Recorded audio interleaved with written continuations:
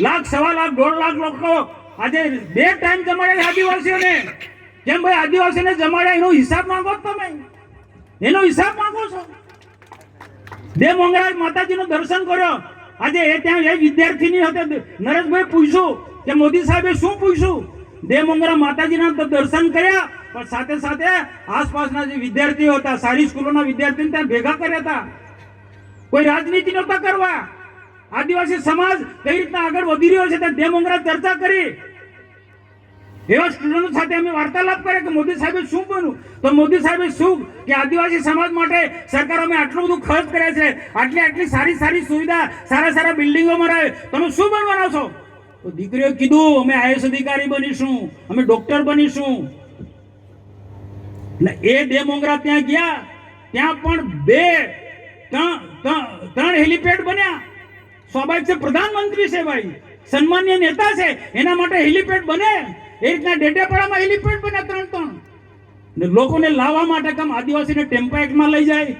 અમે આગ્રહ રાખ્યો છે, ટેમ્પાની વ્યવસ્થા અમે ના પાડી દીધી. ટેમ્પા ને બસ મૂકો, મારા આદિવાસીઓ માટે પણ બસની સુવિધા કરો.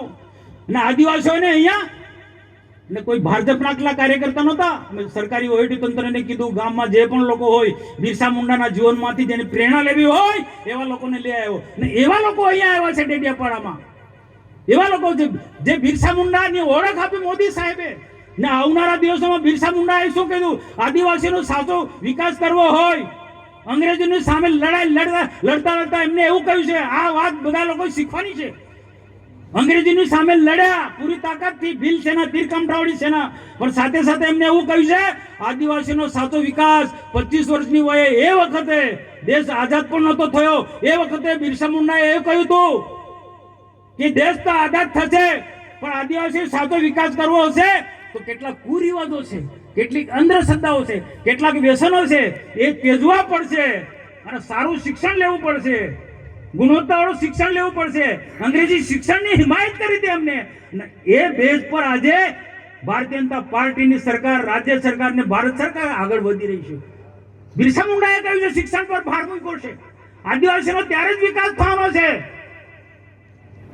કુરિવાજો છે, અંધશ્રદ્ધા છે, કેટલાક વ્યસનો, ખોટા વ્યસનો છે, એ છોડી અને શિક્ષણ તરફ ધ્યાન આપવું પડશે. આ બિરસા મુંડાએ વાત કરી છે. અને આ વાત કહેવા માટે ડેડિયાપાડાની ધરતી પર દેશના પ્રધાનમંત્રી આવ્યા હતા. હિસાબ માંગો કોઈ વાંધો નથી, પણ ખાસ વારે સોશિયલ મીડિયામાં, ટીવીમાં અને હિસાબ આપો, હિસાબ ભાઈ આખા પ્રધાનમંત્રી નહીં, આદિવાસી સમાજનો અપમાન છે. આ સમગ્ર આદિવાસી સમાજનું અપમાન છે, બરોબર નથી.